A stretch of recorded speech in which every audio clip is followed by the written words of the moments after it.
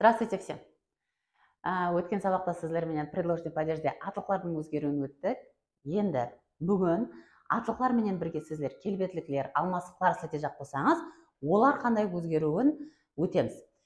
Ең бірінші сабақтан бері, әр сабақта мен сіздерге айтып кетемін. Атылыклар рус тілінде үлкен роль ойнайды. Атылыклар қайсы родта, қайсы санда, һәм қайсы септілікте келсе, олардың қасында сіздер келбетликлер, алмастыклар, санлыклар сілтежақ болсаңыз, оларда атылық пенен бірге қосылып өзгереді. Бойсынады атылыққа. Сіздер құры атылықты өзгертіп, келбетликлерді, алмастыкларды өзгертпесеңіз, қате сөйлеген болып есептелесіз. Соның үшін өткен сабақта атылыклардың көплік санда өзгеруін өттік. Һәм енді сіздерге сол атылыклар менен келбетликлер һәм екі түрлі алмастықтың көплік санда предложный падежде қандай болып өзгеруін үйренеміз. Бұл жерде ітібар берген болсаңыз, мен родларға бөліп жазбадым. Не үшін? Себебі көплік санда род болмайды. Тек бірлік санда ғана род болады. Соның себебінен келбетликлер һәм алмастыклар көплік санда һәмме родтағы атылыклар менен бірдей болып өзгереді. Басыңызды қатырып отырмайсыз. Мынау мужской род педі, мынау женский род педі деп. Тек қана родқа қарап өзгереді бірлік сандағы атылыклар. Так, кеттік. Мына жерде мен сұрауларды жазып кеттім, келбетліктің сұрауы. Қараң, ытыбар берсеңіз, мужской родта, женский родта, средний родта бірлік санда, һәм көплік санда қандай болады? Какие болады. Һәм бұл какие сеплікке түскенде қандай болып өзгереді? О каких, ямаса на каких. Сұрауға қарап, беймәлел сіздер келбетликлерге һәм алмастыкларға қосымта қосып кете аласыз.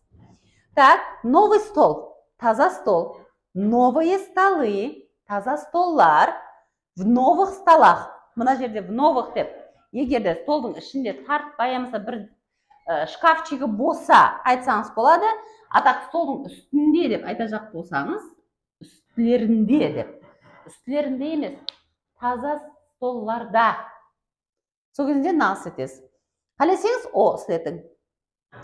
Стол деген сөздің сталақ болып өзгеретұғынан өткен сабақта өттік. Мен міне бүгін келбетликлерді жазып қойдым. Осы келбетликлерге ітібар қаратамыз.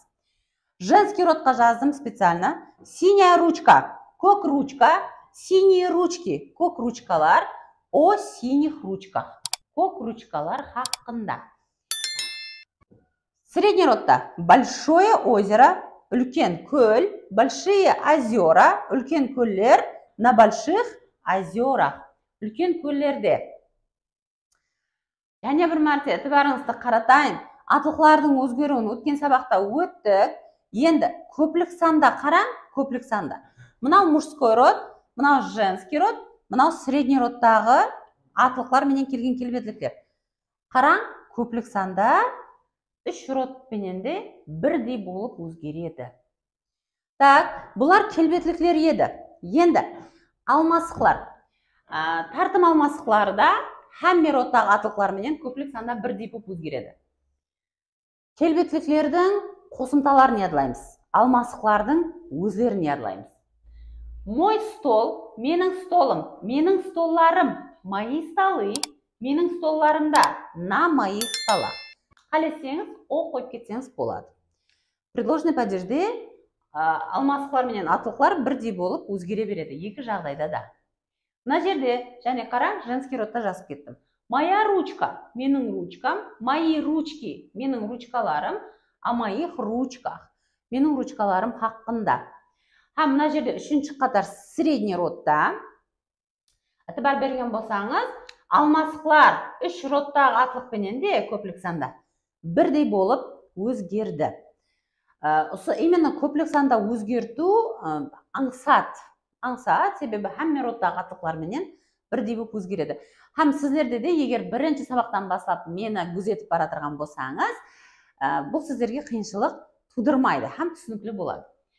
Міне қалған алмастыкларды солайынша жазып кеттім, көплік санда өзгеруін, беймәлел қасына көплік сандағы атылыкларды қойып сілте бересіз. Бұлар тартым алмастыклар еді. Енді сілтеу алмастыклары. Сілтеу алмастыкларына мужской род пенен женский родта келтірдім, бірақ және бір мәрте қайталаймын. Һәмме родтағы атылықлар менен көплік санда осы формада іслетіледі. Этот город, бұл қала, эти города, бұл қалалар, в этих городах, бұл қалаларда. Сразу осы жерде мен бір гәп келтіріп кетейін, сіздерге мысал қылып. В этих городах много жителей. Мынандай, енді схемай қалды, қисайып кетті. Житель дегеніміз жасаушы, тұрғын деген. Бұл қалаларда жасаушылар, ямаса тұрғынлар көп. Адам саны көп деген мәнісі. Женский родқа келтірдім. Та школа, ана мектеп. Те школы, ана мектеплер. В тех школах, ана мектеплерде. Бұл жерде та деген алмасығымыз ана емес, сол деген мәністе іслетсек жақсырақ болады. Сол мәністе келіп тұрыпты. Бар берген болсақ, мужской родта да, женский родта да бірдей болып өзгереді. Средний родтағы атылықтардан осы формадағы алмасықларменен іслете аласыз.